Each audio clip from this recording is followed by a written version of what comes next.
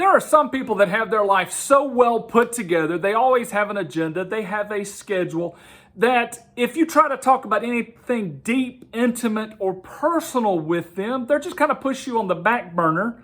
They don't really deal with spiritual things in their life because they have their life mastered and in accordance with the way they want things.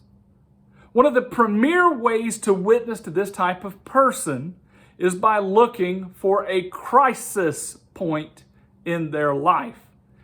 Now, at first, this might seem like you are taking advantage of them, but your goal is not to take advantage of a person. Your goal is to share with them the gospel message.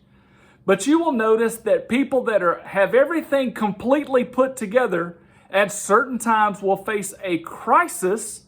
And in that moment of crisis, you see them reflecting deeply for at least a short period of time. You can see a difference in their persona, a difference in the way they interact with other human beings. They're more cautious, they're a little more mild, they're a little more timid. They're not so well put together. And in those moments, you can plant some deep seed. Now, obviously, you want to be very careful. These moments don't happen the way that you think they might happen. You might think a death in the family is going to rattle someone, and then you go to the funeral and you find out that they're not even considering death. They don't even have time for that. Maybe they have figured out a way to go ahead and shield from that. But this same person might lose their job and be going through a crisis of identity, and then at that point, you can begin to witness to them. It is awful and awfully hard to witness during a crisis, but it is some very fallow ground to plant seed in. I'll tell you, years ago, I was called to the bedside of a girl in her 30s that was diagnosed with cancer of the stomach. Very serious condition.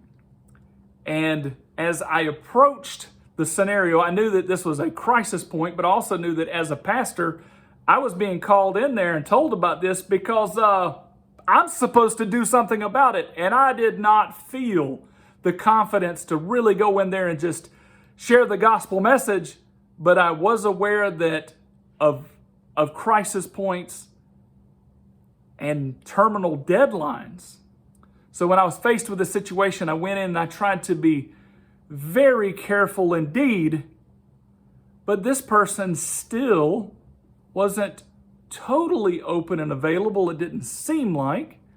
And so eventually I had to just assume that this person was thinking those deep thoughts, and I had to bring it up with the person that was only 2 or 3 months away from death and actually sat nearly beside this person 3 or 4 days a week until they did die. But these crisis points are open opportunities to share the gospel message. You have to be on the lookout for them and not afraid to take them. You must step out in faith when you see the opportunity.